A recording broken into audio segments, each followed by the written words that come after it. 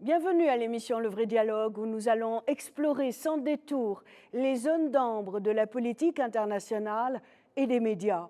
Aujourd'hui, on va plonger dans le silence du Parlement européen face aux violations des droits de l'homme par Israël, les tragédies des journalistes palestiniens et libanais et le contraste frappant entre le financement de l'Union européenne pour lutter contre l'antisémitisme et son inaction envers la cause palestinienne. Nous allons questionner les deux poids, deux mesures et nous naviguerons dans les eaux troubles de l'ingérence versus le financement d'associations pour déstabiliser des nations souveraines. En parcourant les thèmes de la liberté d'expression, de la manipulation de l'information à travers l'histoire, des puissances dominantes à la fabrication des fake news, nous allons démêler les fils complexes qui tissent notre compréhension du monde. Rejoignez-moi donc pour une exploration sans concession de mécanismes du contrôle de l'information, des relations entre presse et politique et des possibilités de changement dans notre époque troublée.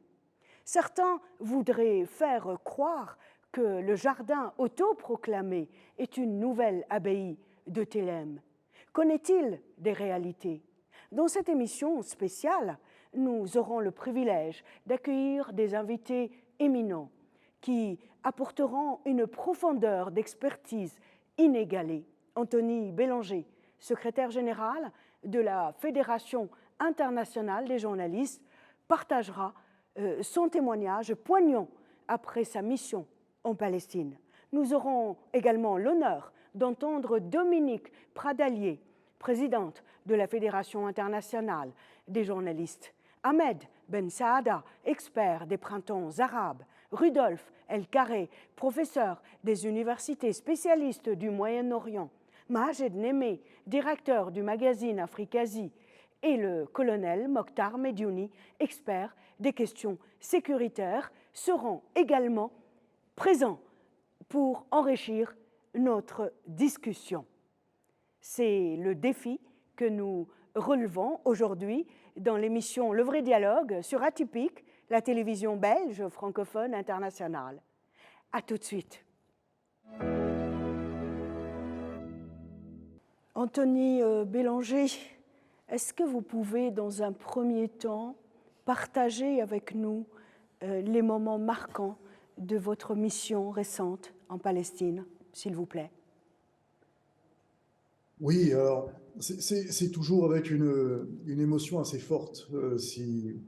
Pour être franc, vous savez, quand on va dans cette zone de la planète, on est toujours marqué par le quotidien de nos consoeurs et nos confrères. Et là, il se trouve que ça a été plus fort encore que les dernières fois. La Fédération internationale des journalistes se rend souvent dans cette région. Et lorsque nous avons décidé d'organiser cette mission, il était prévu qu'on aille soutenir nos consoeurs et nos confrères. Je ne pensais pas très honnêtement que cette mission serait aussi dure, et pas dure pour moi, parce qu'à titre personnel, je représentais la Fédération internationale et tous nos affiliés dans le monde, mais de voir tous ces journalistes devant moi dans une situation aussi déplorable, dans une situation cauchemardesque. Et bien sûr, moi je n'habite pas là-bas et je reviens assez facilement à Bruxelles, mais eux sont toujours là-bas. Eux continuent malgré tout de remplir leur mission d'informer pour leurs concitoyens palestiniens. Et lorsque j'ai rencontré les différents journalistes, les rédactions, hein, je suis allé visiter beaucoup de rédactions, tous avaient le même discours, c'est-à-dire qu'on ne sait pas, on ne sait pas ce qui se passe pour nos consoeurs et nos confrères quand on les a le matin au téléphone. C'est-à-dire qu'il peut tout arriver. Et encore ce matin, on a un collègue qui a été tué. Et ils vivent dans cette situation-là, c'est-à-dire que lors de la réunion de rédaction, du matin, ils ne savent pas si 2 heures après, ils seront en mesure de parler encore une fois à leurs consoeurs ou à leurs confrères. C'est ça qui est le plus dur. Le journalisme n'est pas un métier, ce ne sont pas des militaires, ce ne sont pas des personnes qui vivent normalement ou qui parcourent une vie de danger, ce sont juste des personnes qui ont souhaité dédier leur vie à l'information. Et malheureusement, beaucoup d'entre eux ne reviennent pas. Et c'est ça qui est le plus difficile. Quand vous rencontrez des familles de victimes, quand vous rencontrez des journalistes qui ont été amputés, j'ai rencontré un confrère qui a été amputé de la jambe, vous vous dites, mais c'est pas le travail qu'il avait choisi à l'origine, ce garçon, c'est un jeune garçon. C'était pas ça les conditions de travail qu'il avait envisagées à un moment donné pour lui ou pour sa famille. Et d'un point de vue émotionnel, c'était ça le plus difficile finalement. C'était de parler à tout cela, à toutes ces personnes qui gardent quand même dans le regard une, une volonté farouche de vouloir bien faire leur travail. Et c'est ça qui m'a le plus touché. C'est en cela que nous, au sein de la Fédération internationale, et la présidente qui est avec nous pourra le confirmer, rien que pour eux, on doit se tenir debout. On doit continuer, nous, à les soutenir, même si c'est difficile. On est tous des êtres humains, mais on continue malgré tout, nous-mêmes, les élus, les responsables de la fédération, à se tenir debout, juste pour eux, juste pour dire, on est avec vous. Et je peux vous dire que c'est pas facile à leur dire quand vous vivez ce type d'événement. Très bien. Dominique Pradalier, la FIGE, à part lister et dénoncer, je rappelle qu'officiellement, et corrigez-moi, hein, j'ai regardé le site il y a 2 jours, le site de la Fédération internationale des journalistes que vous présidez madame, la FIGE a comptabilisé 53 journalistes palestiniens et libanais tués, donc qui sont morts, bombardés par l'armée israélienne. Que peut faire la FIGE à part lister et dénoncer? Eh bien, tout d'abord, dois vous dire que ce qui se passe, la guerre contre Gaza est terrible. Ces civils tués, ces femmes, ces enfants, ces dizaines de milliers de personnes déplacées, c'est effrayant. Au milieu de cela, là, au milieu de cela, pardon, On vous entend. j'ai un retour arabe, excusez-moi. On vous entend, madame. Allez-y. Très bien. Au milieu de cela, bien évidemment, 56 ou 57 journalistes tués, ça paraît très peu au regard de ce malheur, de ce massacre qui est en train de se produire. Cependant, c'est essentiel. Pourquoi? Vous avez un retour, je pense. Allez-y, on vous écoute. Oui, oui. Cependant, c'est essentiel. Pourquoi? Donc, avec le confrère qui a été tué ce matin, cela porte à un chiffre jamais vu de journalistes tués sur un terrain de guerre où que ce soit dans le monde. Jamais, jamais. Pourtant, la Fédération internationale, qui représente, comme vous le savez, quelques 600 000 journalistes dans 140 pays, a mis en garde publiquement les autorités israéliennes dès le début en leur disant attention, les journalistes ne sont pas des soldats, les journalistes sont des civils, ce sont des observateurs qui travaillent pour tout le monde et pour que le monde entier sache ce qui se passe ici, là ou ailleurs. En l'occurrence, qu'a fait la FIGE? Plusieurs choses. Elle a créé un groupe permanent de travail qui, avec notre affilié syndicat palestinien PJS, qui est extraordinaire, extraordinaire, a déjà alerté, à faire que les journalistes qui sont à Gaza puissent avoir le minimum pour travailler et à voir avec l'UNESCO et toutes les parties internationales prenantes que les journalistes puissent être préservés au maximum. Cependant, parmi ces 56 ou 57 journalistes, nous devons constater qu'une grande majorité a été ciblée. Ciblée. Oui. Certains ont été tués dans des bombardements, mais une grande majorité a été ciblée. Des centaines de membres de leur famille ont été tués. Une soixantaine de bureaux des médias, y compris celui de l'agence France-Presse d'ailleurs, ont été détruits.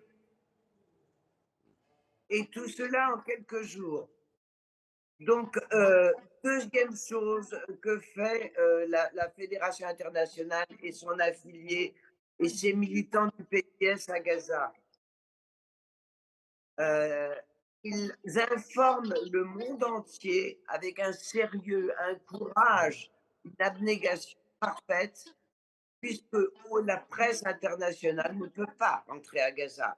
Donc, les journalistes militants du PJS ou pas à Gaza font un travail absolument fantastique pour leurs confrères de l'extérieur.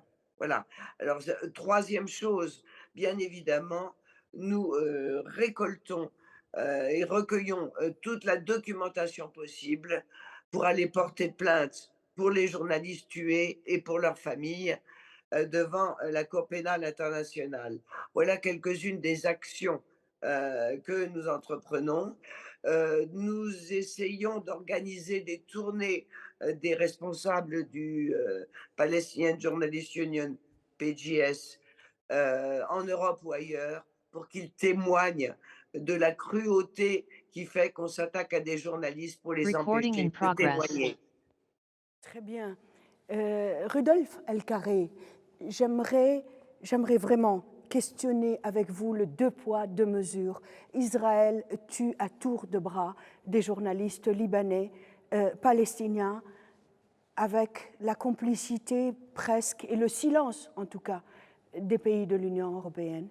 Oui, il y a un formidable sentiment d'impunité chez les Israéliens.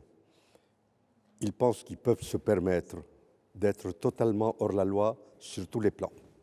C'est-à-dire, ils peuvent se permettre de rejeter les résolutions de l'ONU, les résolutions du droit international idoine concernant la Palestine, mais également tout le dispositif concernant le droit international humanitaire, c'est le droit de la guerre. Et il y a un lien entre cette situation d'impunité et si vous voulez, ce sentiment d'être hors la loi dans les deux sens, avec un trait d'union et sans trait d'union. C'est-à-dire, il se situe dans un espace mental, psychologique, juridique, politique, qui ne dépendrait pas des lois humaines. Et je voudrais mettre ceci en lien également avec toute cette évolution du regard porté sur les journalistes et leur rôle depuis la guerre du Vietnam, en la faisant évidemment très courte.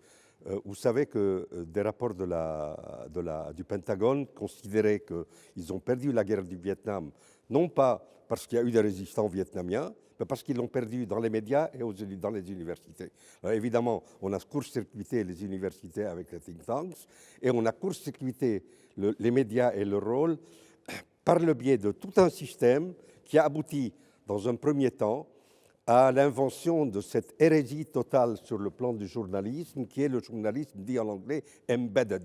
Pour la traduction littérale, ça ferait un journaliste qui serait dans le même lit que le soldat. Comment voulez-vous que ce journaliste qui vit à côté d'un militaire, qui ne sait pas où il va, mais qui donne sa vie, quel que soit le rôle du militaire, ne sympathise pas, n'est pas un mouvement d'empathie vis-à-vis de cet État. Et lorsqu'il y a déviance, entre guillemets, nous avons l'exemple que je pense Mme Prédalier et Monsieur le secrétaire général connaissent parfaitement, c'est l'histoire de José Couso, le journaliste de la télévision espagnole qui a été délibérément assassiné parce qu'il racontait autre chose que le récit. Madame la Présidente, elle a dit des journalistes sont carrément ciblés.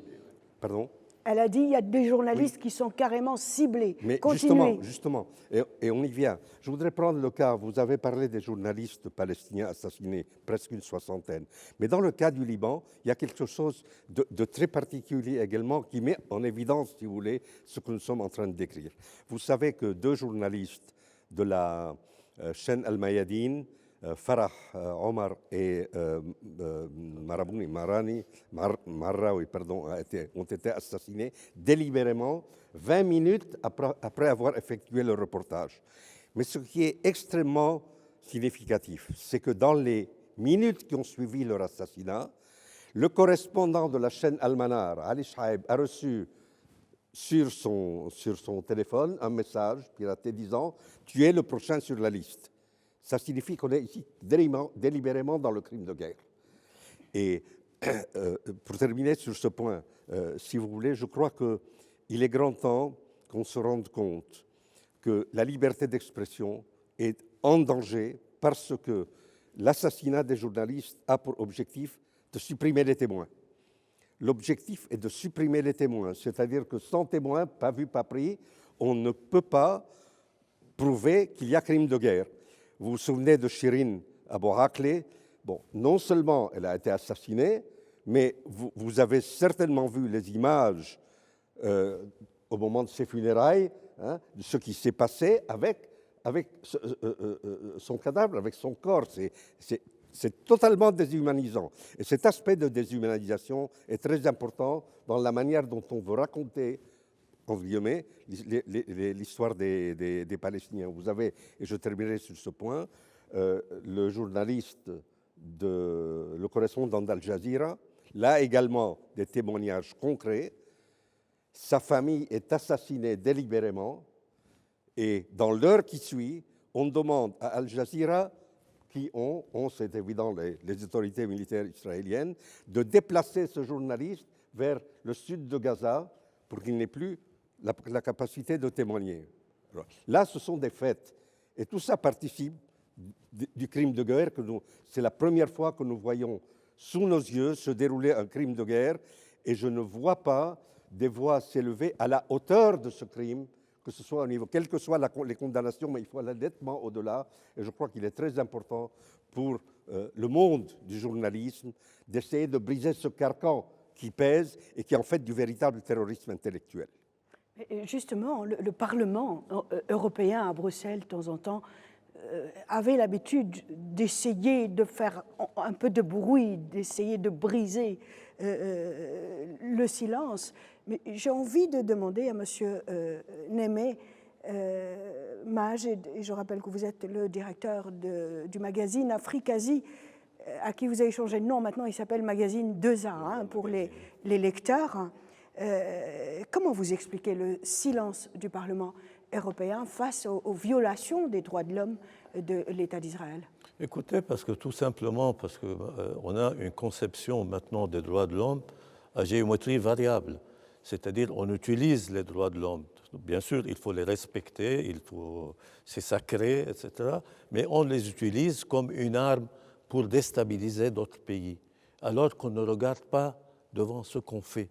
Israël, ils l'ont bien. Le témoignage de la Fige que j'admire, que je respecte, parce que pour leur objectivité et pour dire les choses telles qu'elles sont, et pour défendre les journalistes, et les victimes, Shirin Abu Akleh, aussi Assange. Moi, je me rappelle, à Oman, ils ont défendu, alors que la plupart des autres organisations de journalisme, c'est le silence radio.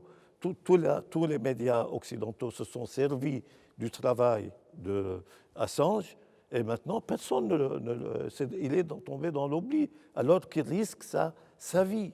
Si le Royaume-Uni le livre aux États-Unis, il risque soit le suicide, et personne n'en parle. Et puis alors on cherche la petite bête à tel ou tel pays pour des raisons totalement politique, c'est un règlement de compte, c'est-à-dire le parlementaire, si vous voulez, ils servent un objectif qui est loin d'être les droits de l'homme ou la démocratie. Ils défendent les intérêts de leur pays respectifs. Et là, on l'a vu avec Gaza, c'est-à-dire la première réaction, et ça continue maintenant, que Israël a le droit de se défendre. Ça, c'est chaque fois qu'il y a un crime, et devant la planète entière, devant les médias et tout ça, non, Israël a le droit de se défendre. Et comme si les Palestiniens sont des mouches, on tue 20 000 personnes civiles, et là, c'est le silence radio. Et où sont les pétitionnaires du Parlement européen qui, pour un oui, pour un non, attaquent l'Algérie, attaquent la Syrie, attaquent la Palestine? Et là, c'est le silence radio, vous voyez? Et là, c'est l'hypocrisie, à mon avis, ils perdent d'abord leur honnêteté politique, et puis plus personne ne croit maintenant à leur discours de défense de la démocratie et des droits de l'homme. Parce que là, si c'est ça la démocratie, c'est autoriser un État assassin à assassiner 20 000 personnes, bonjour la démocratie et les droits de l'homme. Et là, jusqu'à maintenant, ils ont du mal à prononcer le mot cesser le feu. Là, ils posent des pauses humanitaires. Et là, ce matin, comme la présidente de la FIJ vient de le dire, il y a un énième journaliste qui vient d'être assassiné.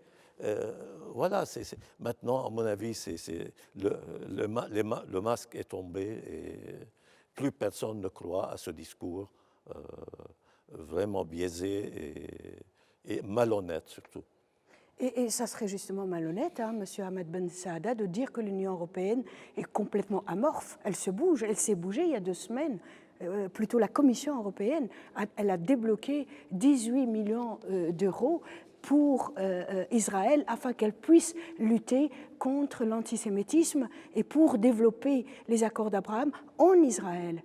Qu'est-ce que ça vous a inspiré, cette information ? Alors, ce qu'il faut dire, c'est qu'il y a une collusion directe du Parlement européen avec certains pays.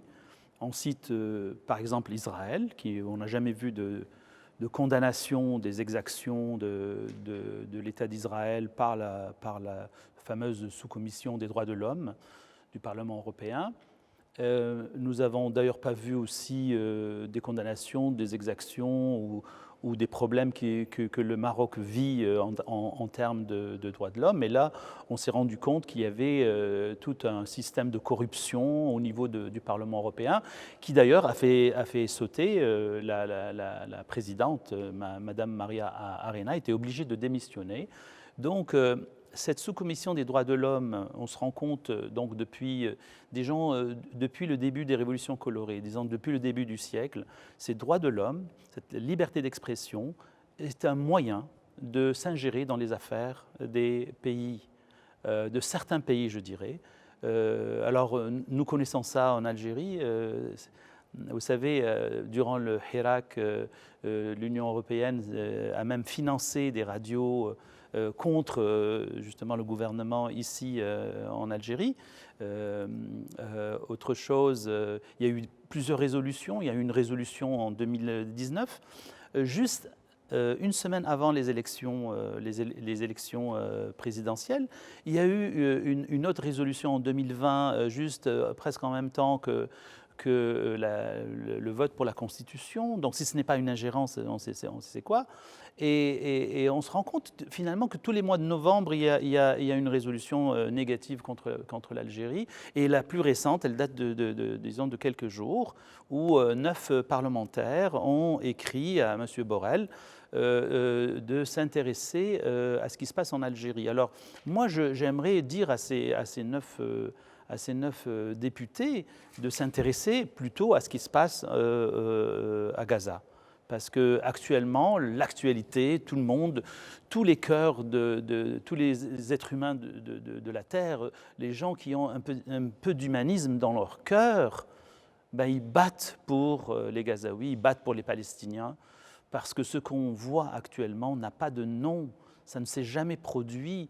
Vous vous rendez compte, on fait une petite pause, on rentre des camions pour nourrir les gens, et puis on les bombarde. Je veux dire, on se croirait dans un poulailler. C'est-à-dire, c'est inimaginable. Ça n'a pas de nom. Et puis on remarque, comme mes collègues l'ont dit, que en fait, Israël, c'est le bébé. En fait, gâté de tout cet Occident, et il fait ce qu'il veut. Il peut tuer, il a droit de vie ou de mort des gens, sans que la communauté, ce qu'on appelle la fameuse communauté internationale qui généralement crie pour un rien, ne dit absolument rien. Et je rappelle qu'aujourd'hui, il y a eu un journaliste, d'après la presse, c'est le 71e journaliste qui a été assassiné aujourd'hui, sans compter une trentaine de journalistes qui ont été emprisonnés, et il y en a 2 qui sont disparus. Ça me fait, moi, quand vous avez dit tout à l'heure que mon ami El Kare a dit qu'ils sont ciblés, moi, je pense directement à la décennie noire en Algérie. Pendant la décennie noire en Algérie, dans les années 90, l'extrémisme et les terroristes du GIA ciblaient les journalistes. Donc, en fait, ce qu'on remarque, c'est qu'Israël se comporte exactement comme les terroristes du GIA. Donc, on essaie de dire, est-ce que le Hamas est terroriste ou pas? Mais moi, ce que je veux dire, c'est que si Israël a le droit de se défendre, comme les Occidentaux disent, ben les Palestiniens aussi ont le droit de se défendre. Et si Hamas est terroriste, Israël est un État terroriste. C'est un État terroriste. Laissez-moi poser ma prochaine question et on va rester dans les 18 millions d'euros qui ont été débloqués il y a 2 semaines par la Commission européenne pour Israël. Monsieur Mediouni, comment a été perçue cette information ici en Algérie et est-ce que Israël, entre nous, a besoin de ces 18 millions pour lutter contre l'antisémitisme en Israël? D'abord, merci pour être là avec tous vos invités et les gens qui suivent Atypique. On voudrait toujours apporter la vérité. Je voudrais dire une chose par rapport à tous ces journalistes, que finalement, dans les guerres, la première victime, c'est la vérité. Et celui qui doit ramener cette vérité, c'est ce journaliste qui est sur le terrain, ce reporter de guerre. Et aujourd'hui, j'ai aussi une pensée à un ami qu'on a essayé aussi d'assassiner, c'est Jacques-Marie Bourget, d'accord, qui a subi la même chose que Chérine Abou Akleh et qu'on a interdit d'être transféré en France si ce n'était pas l'intervention de feu Jacques Chirac. Donc maintenant, pour les 18 millions d'euros, est-ce qu'Israël a besoin de 18 millions d'euros alors qu'il y a actuellement une manne financière qui est déversée sur l'État d'Israël? C'est des milliards d'euros qui sont déversés. Je pense que cette décision de l'Union européenne de donner 18 millions d'euros à Israël pour lutter contre l'antisémitisme en Israël, ça fait rire d'abord, mais c'est symbolique. C'est juste pour dire que voilà, on a choisi notre camp, d'accord, et que finalement, les crimes de guerre, les crimes contre l'humanité, quand il s'agit de tuer des enfants palestiniens, c'est des bébés qui sont déchiquetés, c'est des bébés dans des couveuses. Ça n'intéresse pas l'Occident. Les morts ne sont pas pareils. Et c'est ça, justement, le grand problème. Vous avez parlé du deux poids, deux mesures. Le 2 poids, 2 mesures, il est là. D'abord, cette guerre, quand j'ai parlé de la vérité qui est la première victime d'une guerre, parce que cette guerre, elle a été faite aussi sur la base d'un mensonge. Un mensonge qui a été relayé à travers tous les médias occidentaux et même les présidents des grandes puissances, tels que M. Joe Biden, avaient repris le même mensonge, qu'il y avait 40 bébés décapités, qu'on n'a jamais pu donner une seule image de ces bébés décapités, comme ça a été le cas de la guerre en Irak pour les ADM, comme ça a été le cas de la Libye. Donc, on fabrique des mensonges et on met en branle toute la machine médiatique qui est sous la coupe du lobby sioniste. C'est eux qui détiennent les médias. Et là, on mobilise toute la communauté internationale, occidentale surtout, parce qu'aujourd'hui, moi, ce que je salue dans cette guerre, et c'est ça ce qui est très important, et qu'on n'essaie pas d'évaluer aujourd'hui, peut-être c'est l'émotion de vous, en voyant tous ces corps, toutes ces familles, c'est des familles entières qui sont sous les bombes, il y a des corps qui sont encore sous les décombres, mais est-ce que vous savez qu'en Algérie, on a perdu 45 000 hommes en 3 jours, le 8 mai 45. 45 000, on est là à 20 000 en un mois et demi. Vous savez que les victoires, ça s'arrache, ça je donne pas. Et toute victoire militaire, toute victoire d'indépendance, de liberté, ça demande, ça exige des sacrifices. Je pense qu'aujourd'hui, le Hamas a démontré à quel point l'indépendance et la liberté étaient chères à payer, mais je pense qu'il a donné une leçon au monde entier, parce que ce qui est aujourd'hui intéressant, on met de côté d'abord les gouvernants, mais on ne mélange pas, on ne met pas d'amalgame avec les sociétés. La société occidentale est mobilisée pour la Palestine, la société du monde entier sont mobilisées, et vous avez tout à l'heure cité les universités qui ont été un apport très important pour la fin de la guerre du Vietnam. Les universités américaines aujourd'hui sont mobilisées. Je pense que le Hamas a créé la surprise pour Israël et pour ceux qui soutiennent Israël, qu'une résistance peut mettre son combat sous les projecteurs et mobiliser le monde entier.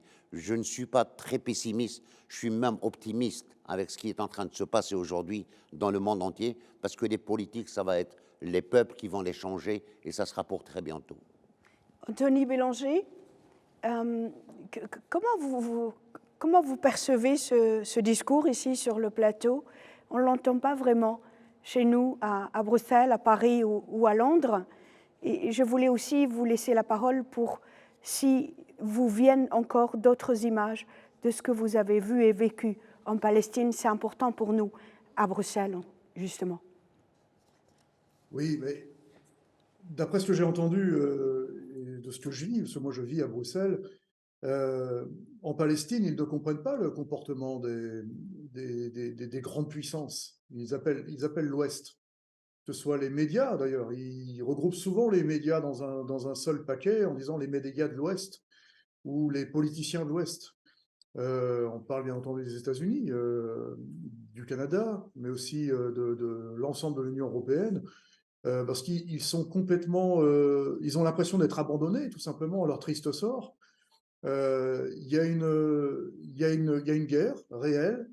Il y a un jour nacide, c'est comme ça que nous l'avons appelé, nous, au sein de la fédération, un jour nacide. La présidente a rappelé le nombre de morts que nous déplorons jour après jour.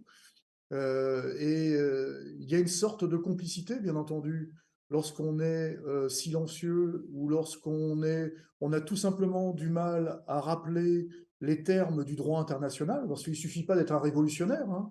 Il suffit juste de rappeler le droit international.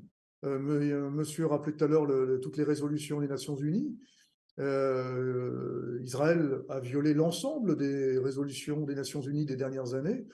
Et soit on vit tous avec le même droit international, et dans ce cas-là, il est facile pour les uns et les autres de le rappeler, et histoire de dire, ben voilà, là il y a des violations du droit international, et on doit prendre des mesures très fortes, ou soit on est silencieux, et dans ce cas-là, il faut expliquer pourquoi.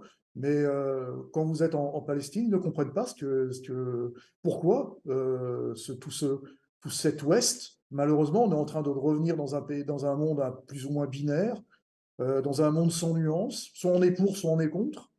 Et c'est tout le contraire de ce que nous on fait tous les jours, hein, au sein de la Fédération internationale ou en tant que journaliste. Le journalisme, c'est que de la nuance. Et il y a des faits. Et nous, on respecte les faits, d'où qu'ils viennent et quels qu'ils soient. Et je crois que les grands responsables européens, ici à Bruxelles, mais aussi en France, ou même ceux qui sont sortis récemment au Royaume-Uni, ou même en Allemagne, on a surtout des personnes qui n'osent pas tout simplement se mettre à dos ce gouvernement d'Israël. Et je fais bien le distinguo entre ce gouvernement de droite et d'extrême droite d'Israël et avec les Israéliens. Parce que tout à l'heure, il y a un de vos invités qui parlait de notre ami Jacques-Marie Bourget, qu'on connaît bien, hein. La Fédération internationale l'a soutenu dans sa lutte pour que sa blessure soit reconnue réellement, et il a gagné finalement. Et on est toujours dans cet état-là. C'est-à-dire que la question qui se pose aujourd'hui, c'est à quel moment on va pouvoir être tout simplement honnête avec ce qui se passe aujourd'hui. Et malheureusement, je crains que les grands pays aujourd'hui craignent cet état d'Israël, même si des centaines et des centaines de citoyens israéliens manifestent tous les jours. Ça, vous ne le voyez jamais sur vos écrans. Je citais tout à l'heure Jacques-Marie Bourget, qui m'a fait suivre il y a 2 jours une grande manifestation de citoyens israéliens qui demandaient la démission de Netanyahou. De la même façon, notre ami commun Dominique et à moi, l'ancien correspondant permanent de France 2 à Jérusalem, Charles Anderlin, régulièrement, lui, en tant que franco-israélien, montre ce qui se passe réellement dans les rues. Et y a pas, on n'est pas dans un monde binaire. Les Israéliens d'un côté, les Palestiniens de l'autre, non. On est dans un monde où il y a des volontés politiques israéliennes, de droite à l'extrême droite, hein, il faut dire ce qui est, qui sont en train d'éradiquer une population, un bout de territoire de 40 km de long. Et bien entendu, les premières victimes dans ces situations-là, ce sont toujours les citoyens et les civils. Madame Dominique Pradalier, est-ce que vous souscrivez à ce que Monsieur Anthony Bélanger vient de dire? Est-ce que ça vous parle, ce discours qu'on entend aujourd'hui de l'autre côté de la Méditerranée? Je veux parler de celui où je me trouve encore pour quelques jours ici à Alger, dans le sud de la Méditerranée. Effectivement, en complément de ce qu'a dit Anthony, je dirais qu'il est incompréhensible qu'un pays dit démocratique ait le droit de raser le pays voisin. Voilà, c'est totalement incompréhensible pour les citoyens de ce monde, citoyennes et citoyens de ce monde que nous sommes. Mais notre voix, pour le moment, n'est pas suffisamment entendue. Si être en démocratie avec l'extrême droite signifie pouvoir raser le pays voisin sans problème ni être monté du doigt, eh ben franchement, nous allons plutôt très très mal. Je voudrais rappeler que il n'y a pas que Gaza en Cisjordanie. Nombre de journalistes sont empêchés de travailler puisque en 15 ans, plus de 50 journalistes ont été tués à Gaza. Pardon, dans toute la Cisjordanie. Des centaines ont été blessés, d'autres sont arrêtés. Et pourquoi? Pour empêcher, là encore, les journalistes de faire leur travail, c'est-à-dire d'informer les citoyennes et les citoyens. Nous étions à Jenin au mois de mai dernier pour commémorer l'assassinat de Shirin Abu Akleh. Et c'est vrai que la tension dans chaque ville, que ce soit à Jenin, à Hébron, à Jérusalem, était extrêmement haute. Mais on se disait, mais comment font les Palestiniens de la Cisjordanie pour vivre? Les colons ont mité complètement le territoire. Je n'ai pas reconnu le pays. Je n'ai pas reconnu le pays. J'étais allée il y a 3 ans, je n'ai rien reconnu.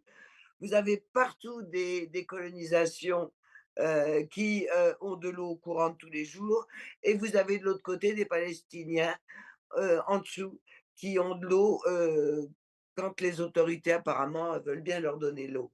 Au milieu de tout ça, vous avez des journalistes qui doivent témoigner. Et c'est pour ça qu'on les empêche de témoigner. De nouveau, à chaque fois. Et nos confrères qui ont été tués au Liban, c'est pareil. C'est pour leur interdire de témoigner qu'on a que les autorités d'occupation ou les autorités israéliennes leur tirent dessus. C'est vrai qu'on n'est pas dans un monde de droit. 66 résolutions des Nations unies n'ont jamais été appliquées par Israël. Qui a l'air de s'en soucier? En tout cas, pas les grandes puissances qui soutiennent ce pays.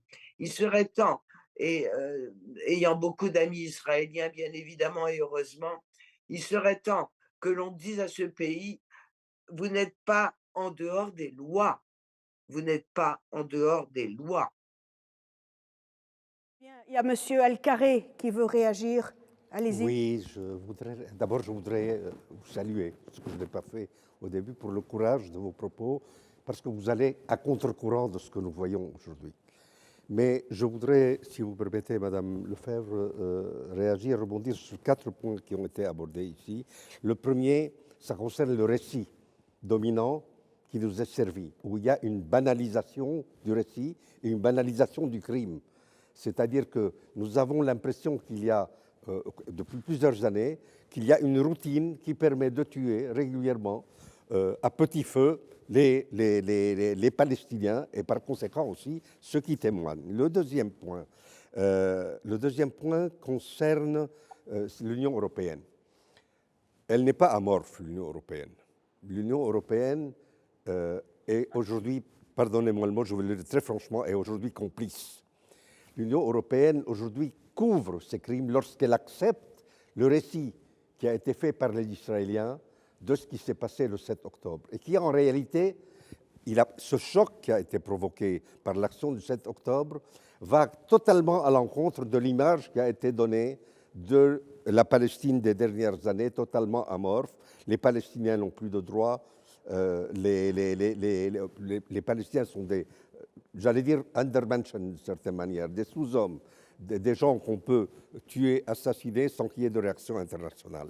Et là, le troisième point, qui à mon avis est très, ou plutôt avant le dernier point, l'importance de la censure chez les Israéliens. C'est-à-dire que là où le récit commence à contredire, et regardez ce qui s'est passé avec les témoignages des personnes qui ont été saisies et amenées à Gaza, puis ensuite qui ont été restituées, on fait tout pour étouffer leurs témoignages parce qu'ils proposent une contre-image de l'image diabolisée du Palestinien telle qu'on a voulu la répandre. Et le dernier point, il faut qu'on le dise haut et fort.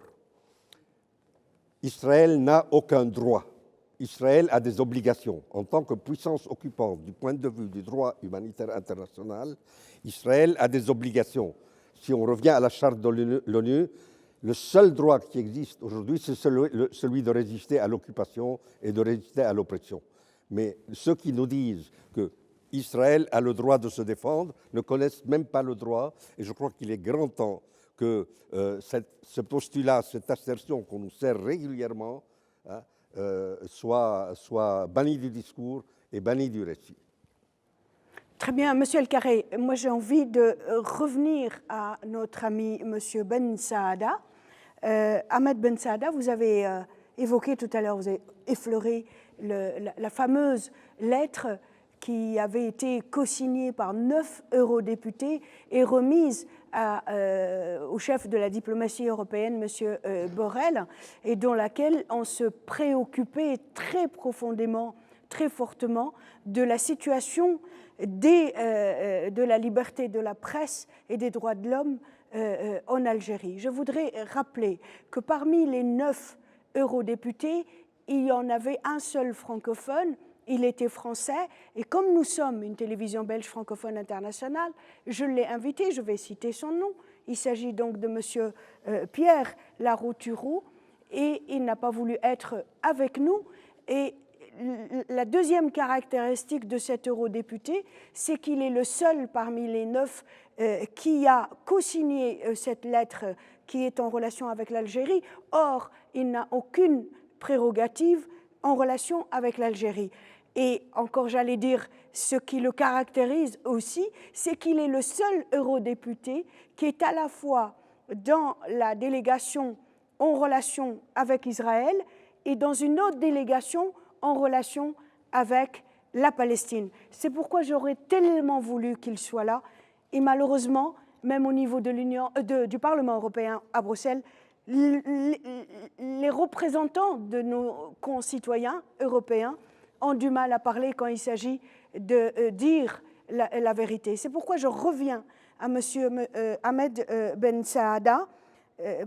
Vous êtes ici, hein, vous êtes algéro-canadien, je rappelle, mais vous venez régulièrement, vous êtes auteur, vous avez écrit énormément de livres sur les révolutions colorées ou les printemps arabes. Dites-nous vraiment, franchement, et en toute liberté, qu'est-ce qu'il en est ici par rapport à la liberté de la presse et pourquoi des parlementaires européens se sentent préoccupés par la situation de la presse en Algérie et ils n'en ont cure par rapport à ce qui se passe en Israël. En Palestine, pardonnez-moi. Alors, comme j'ai dit tout à l'heure, les droits humains et la liberté d'expression sont utilisés, ne sont plus crédibles dans la mesure où ils sont utilisés comme une arme de guerre. Avec toutes ces guerres de quatrième génération, l'information est devenue un produit arsenalisé, c'est-à-dire que l'information est utilisée comme une arme de guerre. Et l'Algérie a toujours été ciblée, surtout, disons, récemment avec le Hirak, il y a eu de l'ingérence de la part de puissances étrangères. J'ai beaucoup écrit sur le sujet et je note par exemple l'ingérence américaine qui a financé des activistes qui étaient dans le Hirak. Et j'ai aussi parlé de l'ingérence française qui a financé des radios et des médias pour justement servir un discours autre que celui qui est en cours dans la rue algérienne. D'autre part, ce qui est assez étonnant, c'est que moi qui ai écrit pas mal d'articles et de livres sur le sujet, je ne suis pas invité par ces médias, même les médias qui sont en Algérie et qui sont financés par l'étranger. Autre chose, je ne suis pas moi aussi invité par les chaînes françaises, par exemple, parce que mon discours n'est pas le discours dominant. C'est un discours qui est basé sur des recherches, sur des faits, sur des... Je demanderai tout à l'heure à Dominique et à Anthony s'ils sont conviés par mes confrères français et francophones européens ou pas. Continue. Par rapport à la lettre récente qui a été écrite, ce que je note, il y a 9 députés. Je me suis intéressé un petit peu à ce qu'ils sont. 2 de ces députés-là, donc il y a 4 Espagnols, 2 Allemands, un Français, un Portugais et un Suédois. Et donc, dans cette liste-là, il y a 2 qui ont été élus, c'est leur 2e mandat, ils ont été élus en 2014, et ils font partie de ce qu'on a appelé les amis et les alliés fidèles ou fiables de l'Open Society de George Soros. Je rappelle que George Soros et sa fondation de Société ouverte est lobbyiste au niveau de l'Union européenne. Donc, c'était assez étrange de voir que l'Open Society publiait toute une liste, plusieurs dizaines de députés européens qui sont des alliés fiables, c'est-à-dire qui vont travailler dans le sens de la société ouverte de Soros. Le monsieur que vous avez cité, donc Pierre Larouturou, et pourquoi il n'est pas venu, et je suppose que c'est une des raisons, il est membre de la délégation aux relations avec Israël. Il fait partie justement ainsi que M. Koster-Dittmann, qui fait partie aussi de la liste. Donc vous voyez, ces personnes-là sont liées à des ONG très douteuses, comme l'Open Society qui a fomenté, je rappelle pour les gens qui ne savent pas, l'Open Society a été derrière toutes les révolutions colorées en Serbie, en Ukraine, en Géorgie, au Kyrgyzstan, et aussi durant le printemps arabe, l'Open Society a formé des cyberactivistes arabes bien avant le printemps arabe lui-même, et ce serait un petit peu long d'expliquer les choses, mais disons que l'Open Society a participé à la formation des cyberactivistes qu'on a retrouvés en Égypte, qu'on a retrouvés en Tunisie ou même en Syrie ou en Algérie aussi. Et tout à l'heure, vous m'avez posé la question au sujet du financement d'Israël. Vous savez que l'Union européenne finance aussi, c'est comme une aide humanitaire qu'elle donne à Gaza. Et vous avez 2 membres de cette liste de 9 qui ont proposé une résolution de couper les vivres à la Palestine. Vous comprenez? Alors, non seulement Israël tue impunément, mais aussi on demande à ce qu'Israël ait plus d'argent et que la Palestine en ait moins, ce qui est inadmissible. Vous voyez, ce n'est pas juste, comme disait mon ami Rudolph, elle n'est pas juste neutre. Non, l'Union européenne appuie de manière incompréhensible le travail, disons entre guillemets, le travail sauvage de l'État d'Israël. Et contrairement à ce que mes confrères qui sont de l'autre côté de la Méditerranée, j'aimerais dire que ce n'est pas une question de gouvernement d'extrême droite. Ce n'est pas vrai. Là, on voit quelque chose d'inhumain, mais on l'a vu aussi avant. On l'a vu en 2014, on l'a vu en 2021. On l'a vu avec l'opération Plan Durci, où il y avait eu plusieurs centaines, il y a eu presque 1400 morts en 2009 avec l'opération Plan Durci. où Raza a été complètement rasée, une partie de Raza a été rasée. Donc ce n'est pas nouveau, c'est pas parce qu'il y a un gouvernement d'extrême droite que ça a changé. Ça a peut-être pu empirer peut-être, mais tous les gouvernements israéliens depuis 1948, ils n'ont qu'un seul souci, c'est de faire disparaître la population palestinienne. Et je rappelle que l'histoire d'évacuer Gaza, c'était un plan qui était en vigueur en 1972 et qui a été dévoilé récemment dans les archives britanniques. Ce n'est pas nouveau, cette notion de vouloir enlever une population et occuper le terrain. Donc Israël a toujours été un État voyou, un État terroriste depuis sa création. Et ce n'est pas aujourd'hui avec Netanyahou ou un autre. Il y aura d'autres gouvernements dans le futur. Et il y aura aussi des massacres, et je peux l'affirmer, parce que depuis qu'on s'intéresse en fait à cette politique étrangère, comme j'ai appelé, de ce furoncle qui est dans le monde arabe, il y a toujours eu des exactions sauvages. Donc ce n'est pas nouveau, et on espère qu'il y aura une prise de conscience avec cette sauvagerie inhumaine qui se passe actuellement. J'ai voulu faire le parallèle avec l'Algérie, et contrairement à la Palestine, l'Algérie est un pays indépendant depuis 1962 et par conséquent un pays souverain. Et je poserai rapidement la question à M. Medjouni. Est-ce que, comme M. Ben Saada, vous considérez que cette lettre qui a été émise par 9 députés européens et adressée au chef de la diplomatie Joseph Borrell, chef de la diplomatie de l'Union européenne, vous la considérez, vous aussi, comme étant une ingérence dans les affaires d'un pays souverain?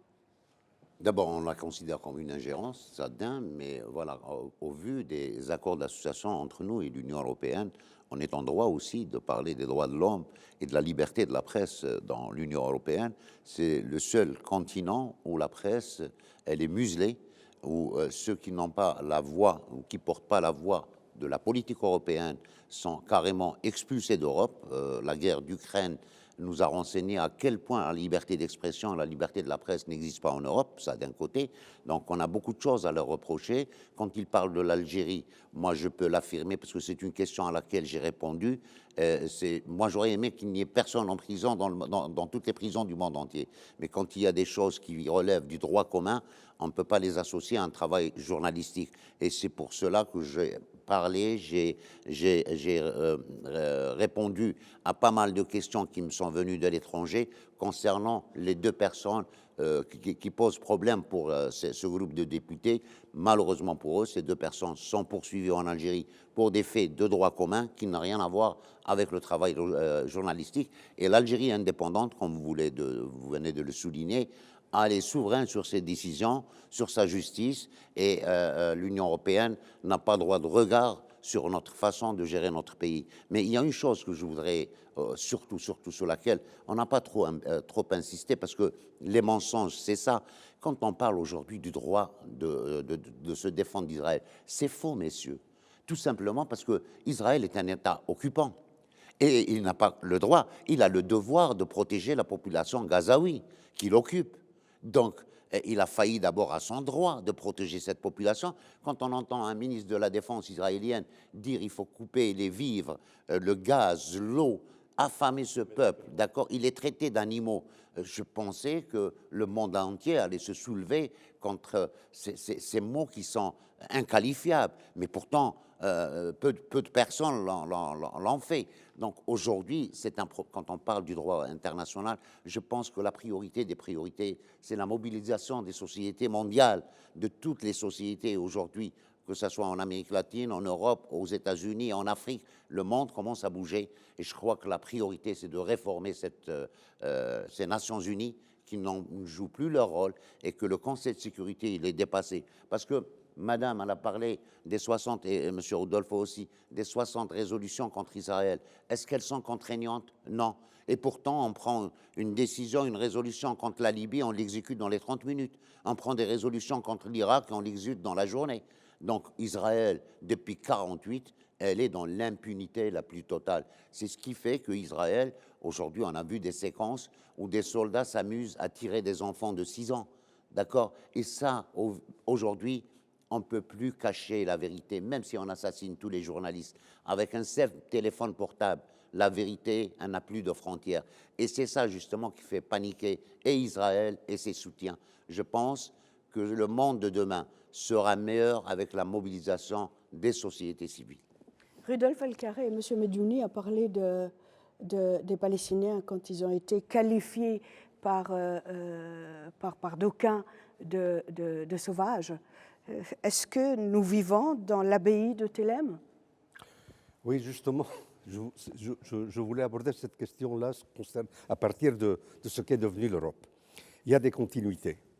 Vous avez parlé tout à l'heure de 2009. En 2009, il y a eu de véritables massacres à Gaza et l'Union européenne, sous l'impulsion, je n'aime pas en faire des affaires personnelles, mais il y a quand même des personnages qui sont eux-mêmes un symbole d'une dérive politique.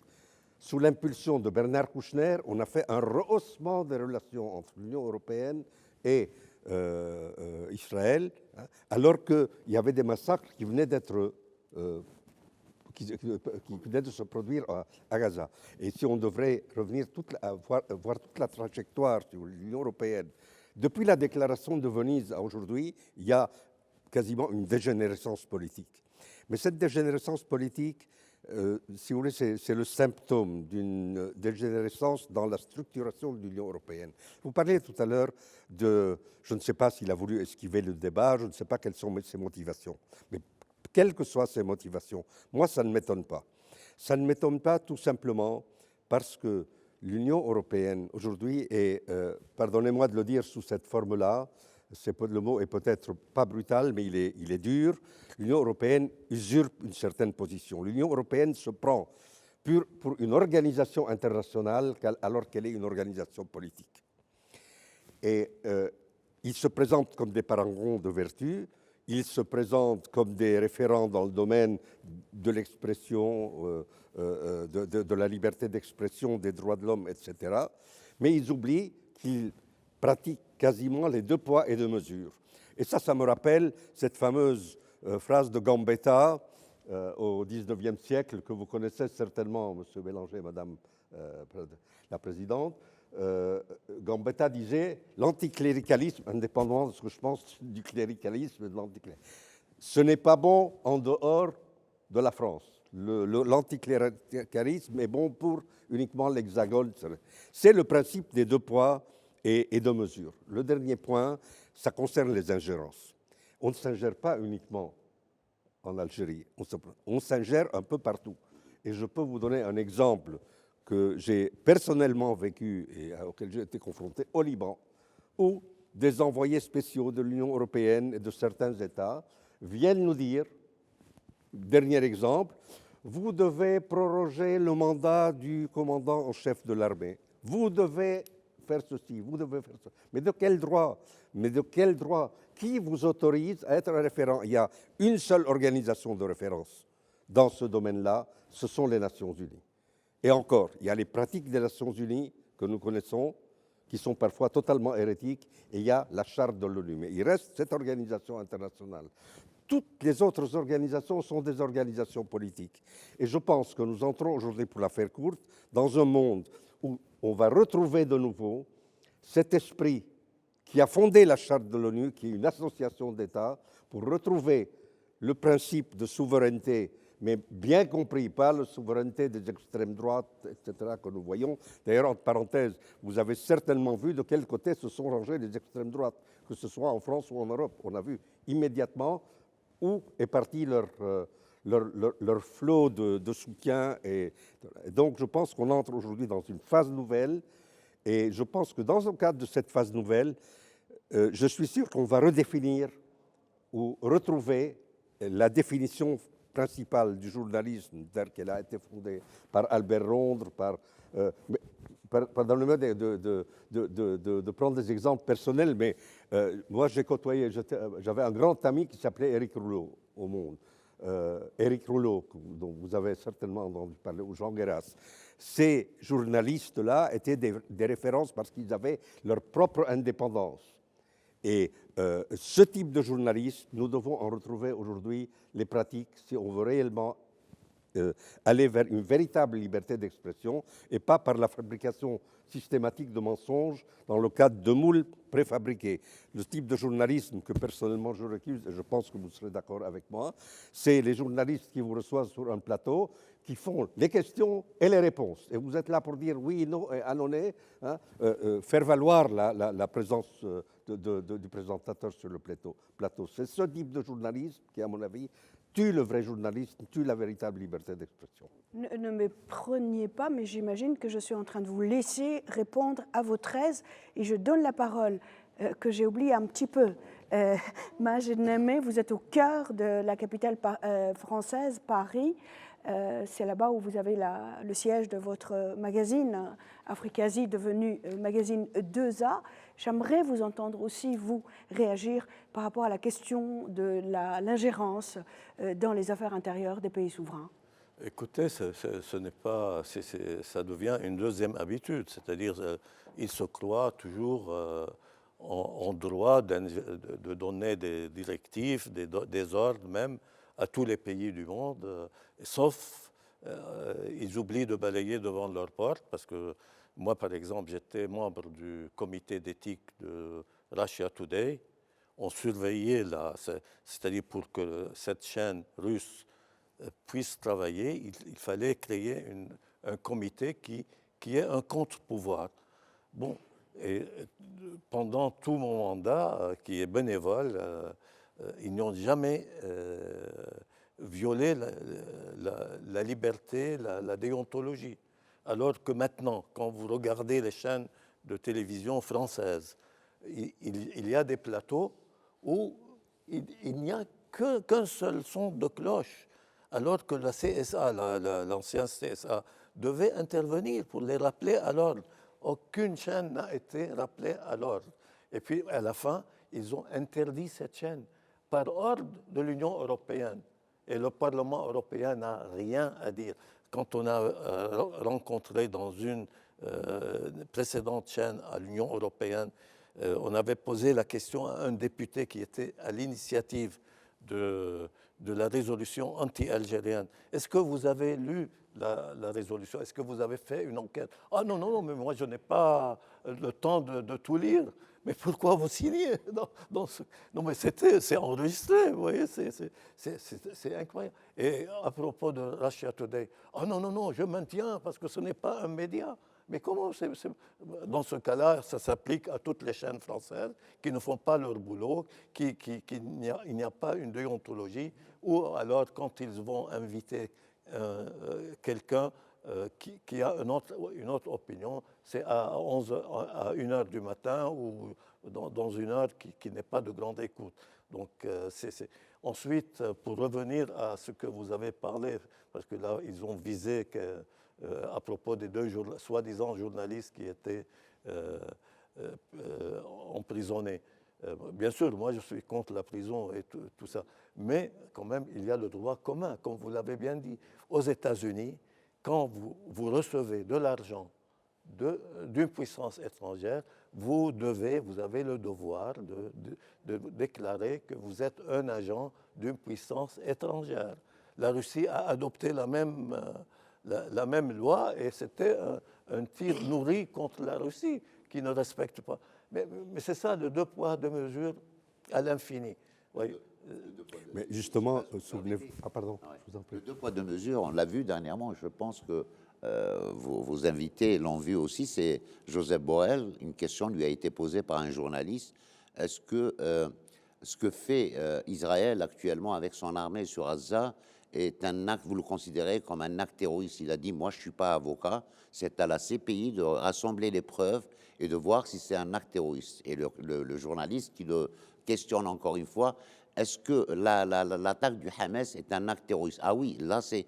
Alors il lui a dit, vous venez juste il y a 2 secondes de me dire que vous n'étiez pas avocat, comment vous pouvez affirmer aujourd'hui que l'acte de Hamas était... Donc voilà, le deux poids, deux mesures, il est même dans les responsables Même politiques. si vous voulez, parce Voilà. que Voilà, une petite remarque. Une Oui, petite remarque. après. Parce que quand ils disent, parce que c'était sur une chaîne de grande écoute en France, il a dit pourquoi vous ne couvrez pas Gaza de l'intérieur? Ah oui, Hamas ne nous laisse pas entrer. Alors qu'ils le savent très bien, tous les journalistes qui vont en Israël, ils savent très bien qu'il y a une censure militaire. Ils ne peuvent pas publier n'importe quoi. Donc voilà, Mais sur le vraiment... processus de fabrication, Madame Lefebvre, Je c'est vais vous donner très la parole, Monsieur Ah, d'accord, Alcaré. ok, ça 30 va, ça secondes, va, je vous ça donne va, la ça va. parole, Il mais faut moi j'ai envie donner à d'abord nos invités. d'entendre la présidente de la FIJ, de la Fédération internationale des journalistes, et je rappelle que c'est la plus grande et la plus ancienne des organisations qui est basée à Bruxelles. La FIJ, je rappelle, et peut-être Madame Dominique Pradalier dira davantage, elle a été fondée en 1926, si mes souvenirs sont bons. Madame Dominique Pradalier, en quoi les citoyens belges, les citoyens européens ou les citoyens du monde peuvent-ils discerner les médias mensonges et accéder à une information fiable, surtout en ce moment? Eh bien, juste pour terminer sur la question de Gaza et du traitement médiatique, et puis je réponds à votre question. Malheureusement, les médias qu'on appelle mainstream en France se sont alignés sur la position politique de la France, qui est vraiment une position qui n'est pas respectable dans cette affaire. Un pas en avant, un pas en arrière. Israël a raison, on peut se défendre, Et les citoyens n'ont pas été floués complètement, ils n'ont pas été dupes.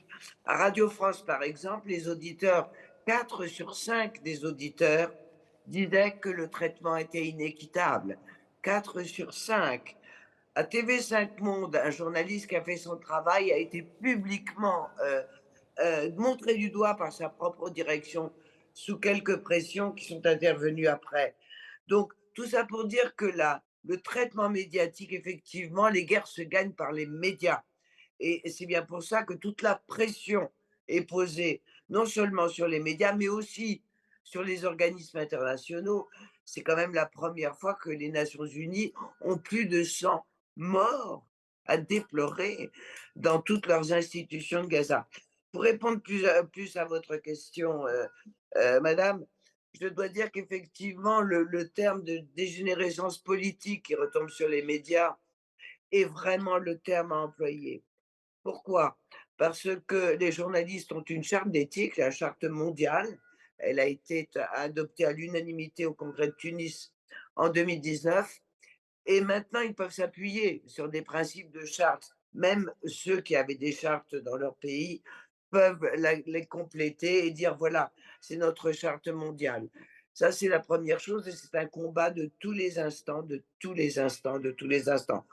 Deuxième point, la Fédération internationale des journalistes, pour essayer d'endiguer les assassinats de journalistes, a bâti avec des experts internationaux une convention contre l'impunité des assassins de journalistes. Nous souhaiterions qu'elle soit soutenue par suffisamment de pays pour que l'Assemblée générale des Nations unies puisse l'adopter le plus vite possible. Et je vous ferai grâce des détails, mais 3 points principaux dans cette convention. Le premier, c'est qu'il y a un comité de surveillance permanent. Le deuxième, c'est que les pays doivent rendre des comptes sur comment ils préservent ou pas la liberté d'expression, la liberté d'information et donc le travail des journalistes. Et troisièmement, des enquêtes indépendantes internationales pourraient avoir lieu dans les pays où la justice nationale ne peut pas avoir lieu. Voilà les 3 points. Quant à Julian Assange, je rappellerai seulement d'une phrase, c'est notre combat permanent. Il est en prison de haute sécurité, vous le savez, en toute illégalité en Grande-Bretagne, retenu en toute illégalité en Grande-Bretagne. Et son cas puisque la privation de liberté dure depuis 13 ans, est très simple, très simple. Si un journaliste australien, c'est son cas, il a une carte de presse de son syndicat, il a une carte de presse de la Fédération internationale des journalistes. Si un journaliste australien qui a publié en Europe, Wikileaks a été publié en Europe, pourrait être traduit devant une cour interne américaine, selon des lois internes américaines, qui au monde, journaliste ou pas, pourrait après dire quelque chose qui pourrait déplaire à l'administration des États-Unis d'Amérique. C'est cette précision que je voulais donner parce que c'est essentiel. C'est un combat pour la liberté d'informer dans le monde entier, mais surtout pour la liberté d'être informé, qui est aussi forte que la liberté d'informer. Et nous avons besoin de l'opinion publique pour nous soutenir dans ces combats. Je vais donner la parole à Monsieur Rudolf El-Carré, puisqu'il l'a demandé, et puis après, j'en viens à Anthony Bélanger. Oui, ce que je voulais dire sur l'Union européenne, c'est que dans ce jardin autoproclamé de l'Union européenne, on a semé aussi des mauvaises graines. Je voudrais en citer une.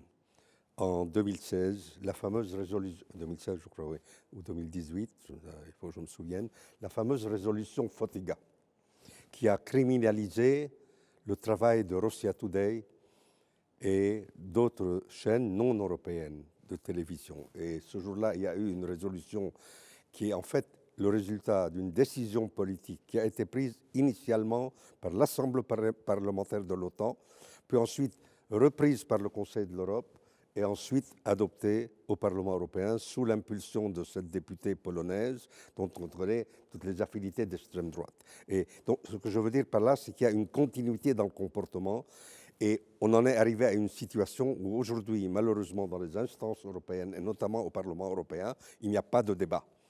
Il y a la fabrication d'un récit qui est adopté. Il faut connaître la réalité des mécanismes de production d'une résolution pour comprendre toute cette dérive de l'Union européenne. Moi qui l'ai accompagné cette union depuis maintenant, ça va faire presque 30 ans, j'ai vu cette dérive, j'ai vu ce formidable glissement. Il y a une vingtaine d'années, à l'époque de Jacques Delors, à l'époque d'autres hauts fonctionnaires qui faisaient littéralement trembler les États, hein, il y avait un débat contradictoire, il y avait une véritable vie politique. Aujourd'hui, il n'y a plus de vie politique au sein des institutions européennes.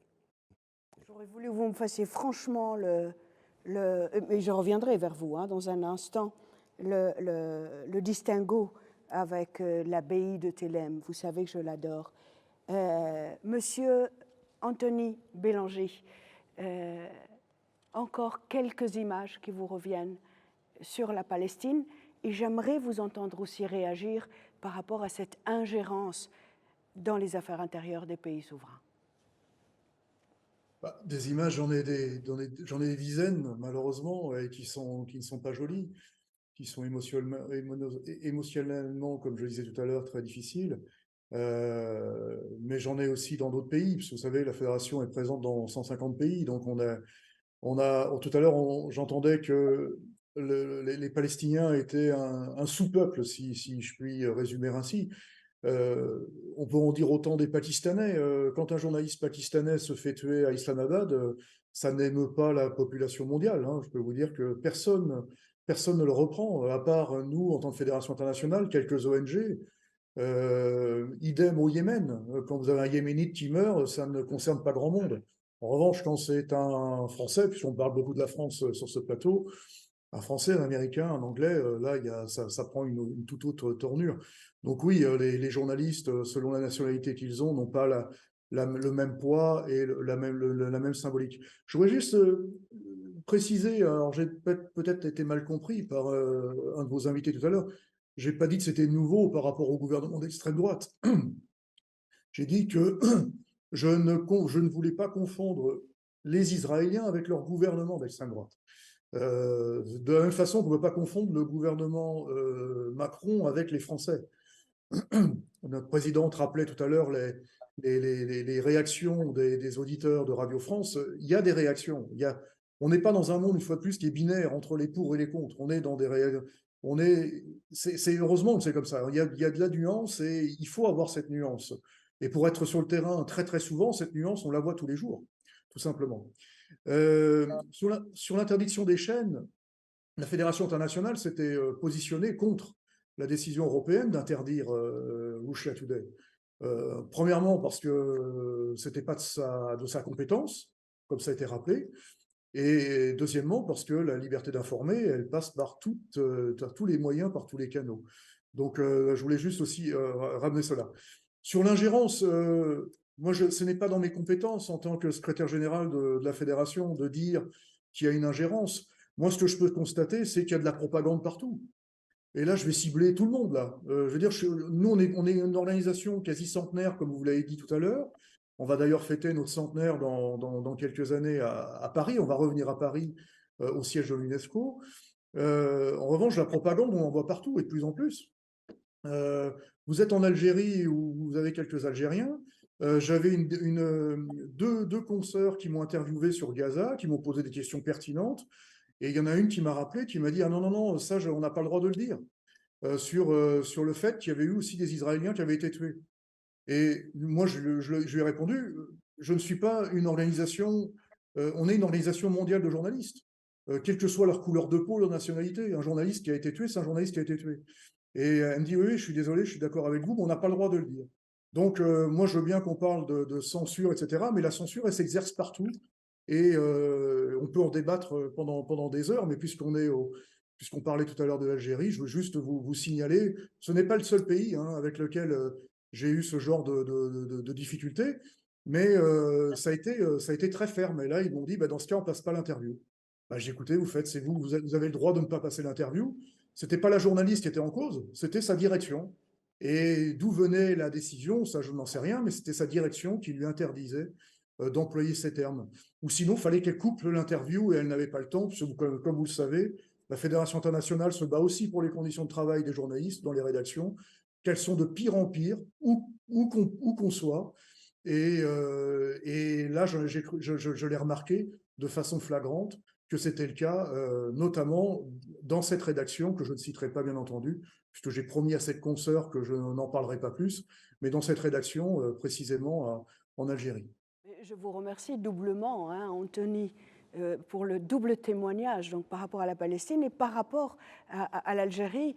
Et c'est pourquoi nous, Télévision belge, francophone internationale, nous avons voulu venir ici sur place. Moi, je laisserai plutôt M. Ben Saada dire un mot par rapport à cela. Est-ce que c'est interdit de dire que des gens qui sont d'une autre confession meurent aussi dans ce qui se passe en ce moment dans la bande de Gaza? Personnellement, je n'ai jamais entendu parler de cela. Je suis vraiment étonné. En fait, ce qui est dénoncé, ce qu'on dénonce, c'est ce qu'on a appelé le deux poids deux mesures. Ce qu'on dénonce, c'est quand il y a des accusations fallacieuses. Ce qu'on dénonce, c'est quand il y a un acharnement contre un pays et pas disons une vision tronquée pour d'autres pays. C'est ça qu'on dénonce. Mais au niveau de dénoncer qu'il y ait des morts, je suppose qu'il y a des morts aussi, que Hamas a fait des morts israéliens. Un mort est un mort et sa nationalité sauf, et sa religion. Sauf que si je reviens un peu à la couverture médiatique qu'on voit en Occident et pas juste en France, dans d'autres pays aussi, c'est qu'on déshumanise les morts gazaouis, palestiniens en général et gazaouis en particulier, en donnant leur nombre. Alors que de notre côté, on humanise les morts israéliens et même les captifs israéliens, on les humanise, on les montre avec des photos sensibles, on cherche à attirer la sympathie, ce qu'on ne fait pas du côté gazaoui. Et ça, je trouve que c'est contraire à l'éthique journalistique dont se targue. Laissez-moi profiter, dont se j'ai targue. deux Algériens sur le plateau et je suis en Algérie. Monsieur Mediouni, ce que je sais, c'est que l'Algérie, comme la plupart des pays arabes, ne reconnaît pas l'État d'Israël, aussi longtemps qu'elle n'est pas reconnue justement un État palestinien Oui. libre et indépendant. Oui, mais ne pas reconnaître l'État d'Israël, on ne le reconnaît pas, cet État d'Israël, ça ne veut pas dire qu'on n'est pas sensible à la vie humaine. Donc moi, j'ai toujours, et dans toutes les réunions qu'on a, dans tous les débats qu'on a, d'éviter l'amalgame, parce qu'aujourd'hui, M. Dominique de Villepin est accusé d'être antisémite, d'accord? Alors que aujourd'hui, si vous êtes antisioniste, vous êtes antisémite, pour vous dire. Donc moi, j'appelle toujours à éviter l'amalgame. Il y a l'israélien, il y a le juif, il y a le sioniste. Le problème est avec la politique sioniste qui est une politique d'apartheid. Moi, hier, j'ai vu une vidéo, d'accord, sur les réseaux sociaux, où des juifs orthodoxes à Jérusalem poursuivaient l'armée israélienne qui voulait décrocher un drapeau palestinien. Et ils avaient tous un drapeau palestinien, ces juifs orthodoxes, qui étaient des enfants, des femmes et des hommes. Si l'armée israélienne avait tué un de ses enfants, j'aurais parlé d'une victime de cette guerre entre Hamas et Israël, parce que ce juif orthodoxe qui était à Jérusalem en train de défendre le palestinien, du moins le drapeau palestinien, c'est une victime pour moi de cette guerre. Il y a des victimes collatérales des guerres. Ça ne veut pas dire qu'un Israélien qui se trouve hors du champ de combat, qui n'a pas d'armes sur lui et qui est tué par un tir, on ne parlera pas d'une victime, c'est une victime collatérale d'un conflit qui dure depuis 1948. Et les responsables de ce conflit et de ces victimes sont connus, c'est ceux qui ne veulent pas appliquer le droit international. Voilà. Très bien. Moi, je vais donner la parole à chacun. Dernier tour de table avant de clôturer cette émission. Et je commencerai avec Rudolf Alcaré, s'il vous plaît. Je rebondis sur ce que disait. Il n'est pas nécessairement nécessaire d'être juif pour être sioniste, et tous les juifs ne sont pas nécessairement sionistes. Il est grand temps d'en finir avec cet amalgame. Mais le point principal, c'est que après le 7 octobre, je crois que tous les masques se sont effondrés. Les choses se sont révélées telles qu'elles sont. En Palestine, il y a une occupation coloniale. Il y a des complices d'une occupation coloniale. Il y a une violation du droit international. Je crois qu'il ne sera plus possible désormais de faire reculer les aiguilles de la montre. On entre dans une nouvelle phase et c'est à cette nouvelle phase que nous devons nous adapter. Et je pense que le journalisme nouveau qui va naître de cette situation est appelé à corriger tous les errements et toutes les dérives du journalisme que nous avons connu au cours notamment des 30 dernières années avec ce qu'on a appelé la mondialisation américaine. Un dernier mot de conclusion, Monsieur Majed Nami. Écoutez, moi, en tant que journaliste, je dois faire mon travail, c'est l'objectivité, c'est la déontologie. Malheureusement, en France, où je suis, quand je regarde les médias, surtout les télévisions, je vois quand même une propagande qui déferle d'une façon... Vraiment, on n'a jamais vu ça en France. C'est-à-dire, c'est une armée. Les journalistes se sentent comme des soldats de l'État d'Israël. Et comme disait quelqu'un, mal nommer les choses, c'est participer au malheur du monde. Et là, ils ne font que mal nommer les choses. Par exemple, quand il y a un enfant palestinien qui est en prison, 13, 14 ans, là, c'est un détenu, alors qu'un Palestinien, qu'un Israélien, c'est un otage. Vous voyez, et on oublie toujours, on évacue la question qu'il y avait des militaires aussi qui sont prisonniers. C'est un prisonnier, un militaire, quand il est pris par l'adversaire, il s'appelle prisonnier. Ce n'est pas un otage, vous voyez. Et puis les Palestiniens qui sont en prison sans jugement administratif, c'est-à-dire ils sont parqués dans des prisons pendant des années sans être jugés, et là, ils sont des détenus. Ils sont jugés dans la démocratie la plus importante au Moyen-Orient. Voilà, c'est tout ce discours. Et le devoir du journaliste, c'est d'enquêter, d'informer, et non pas de devenir un outil dans la machine de guerre occidentale et Comme il fait israélienne. le magazine 2A, et je rappelle, il est dans les bons kiosques en France. Et donc c'est un magazine papier, Voilà. mais il est aussi en ligne. Donc magazine 2A. Ahmed Ben Sada, un dernier mot. Alors pour un dernier mot, j'ose espérer que les crimes d'Israël seront cette fois-ci, ne resteront pas impunis, que Israël sera jugé avec un tribunal qu'on appellera certainement le tribunal de Gaza, où tous les responsables de ces massacres inhumains trouveront une sentence à la hauteur des crimes qu'ils sont en train de commettre. Parce que, en fait, regarder la télévision actuellement, c'est nous enlever un peu d'humanisme. Je sens qu'à chaque fois que je regarde la télé, que je regarde ces massacres impunis, c'est comme si on enlevait une partie de mon humanisme. Et ça, je ne le tolère pas, parce que si on continue comme ça, nous allons vivre dans la jungle, cette fameuse jungle d'ailleurs qui a été citée par M. Joseph Borrell. Dominique Pradalier, un dernier mot, s'il vous plaît.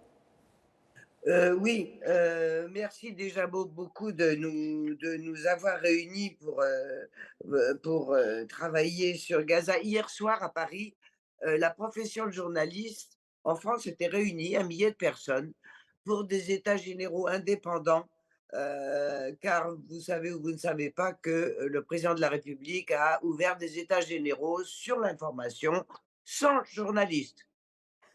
Sans journalistes. Donc, les indépendants que nous sommes tous, c'est-à-dire la profession, étions réunis. Eh bien, la première séquence qui a été extrêmement longue et intéressante a été sur Gaza. Ça donne un peu d'espoir dans ce que c'est que les journalistes indépendants. Et elle a été longue, riche et bien documentée. Ça, c'est un premier point. Le deuxième point, c'est de rappeler malheureusement que dans tous les pays du monde, on fait la guerre contre les journalistes actuellement et que c'est extrêmement difficile pour chaque organisation dans son pays de pouvoir défendre les siens. On fait la guerre en les menaçant par des lois, en les arrêtant, etc., etc. En ce qui concerne Gaza, encore une fois, j'admire les journalistes qui travaillent à Gaza. Je trouve qu'ils font un travail formidable et je souhaiterais rappeler que la fédération a ouvert un fonds d'aide pour eux et pour elles. Et je pense que ce serait bien de pouvoir répercuter le fait que pour les aider, il faut donner un peu, autant, beaucoup, parce qu'ils vivent un calvaire effrayant. Merci.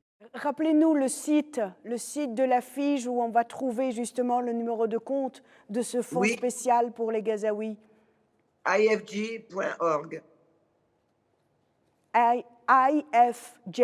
ifg.org. Voilà, ou IF en français, en bon français, ifg.org. Anthony Bélanger, moi j'ai envie pour la première fois de vous dire publiquement 2 fois merci. Merci de m'avoir soutenu en 2018 et merci d'être dans cette émission aujourd'hui. Et je vous donne un dernier mot. Merci à vous, Madame Lefebvre. Non, moi, je recroiserai un peu ce qu'un de mes confrères a dit, c'est-à-dire il n'y a que l'éthique qui fonctionne. Sans éthique, sans documents de base, sans principe professionnel, on n'aura que des plateaux télé dont vous faisiez mention tout à l'heure, auxquels vous faisiez mention tout à l'heure, où il ne se passe que de la propagande, tout simplement.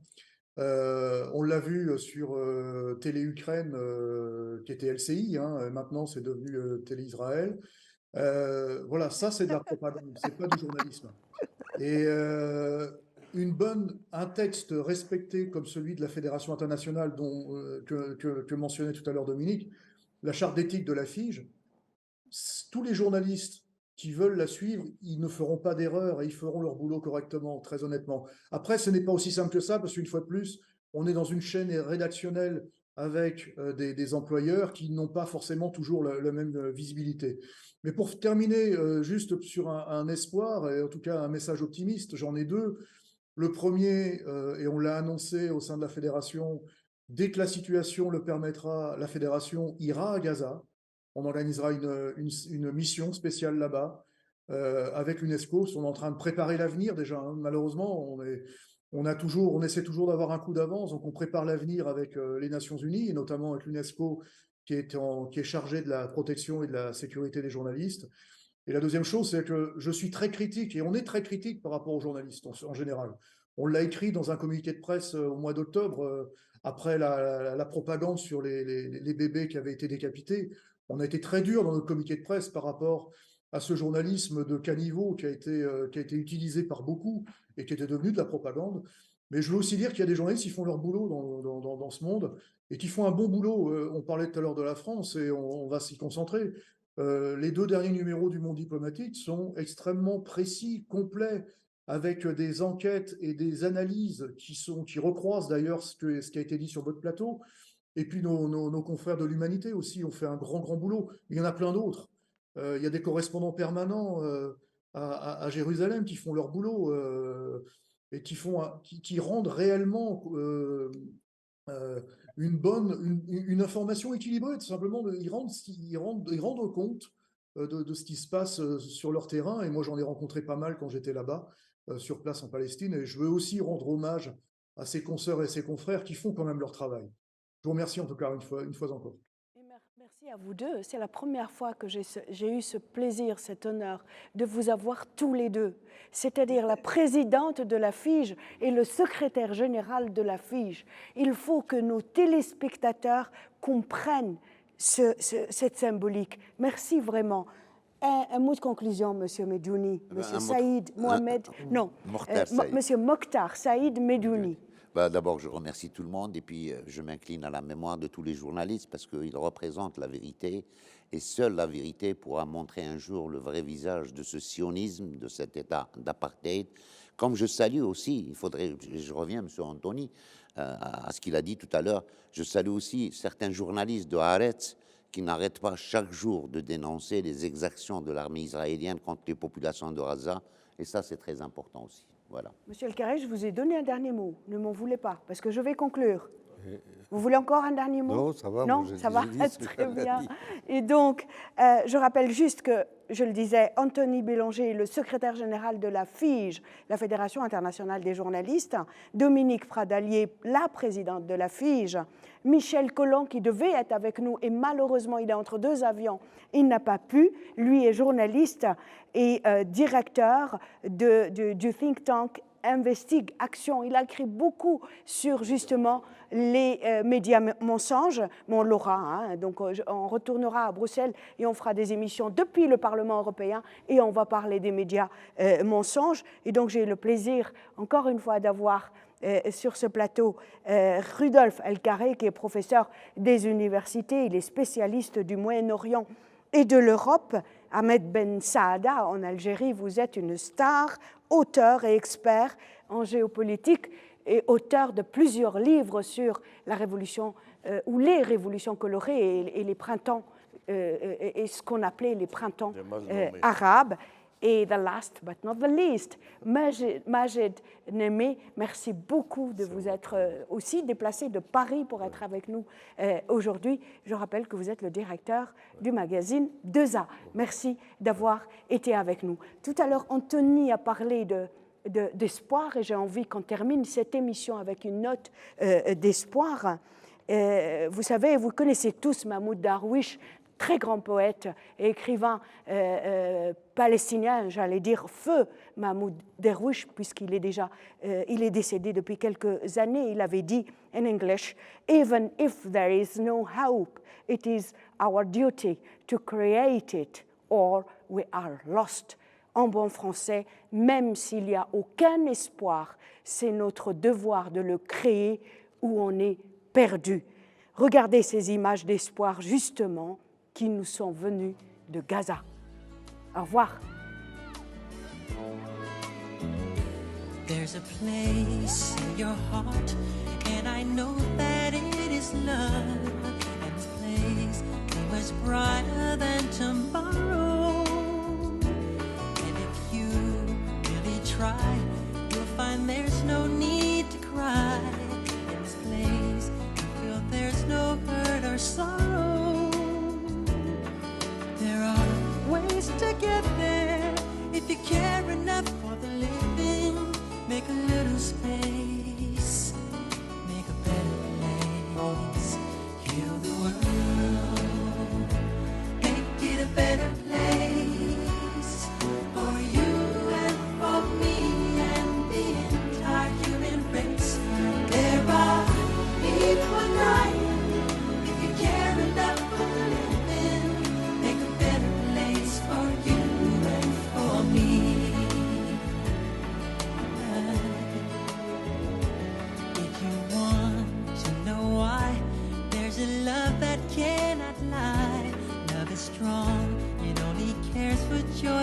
give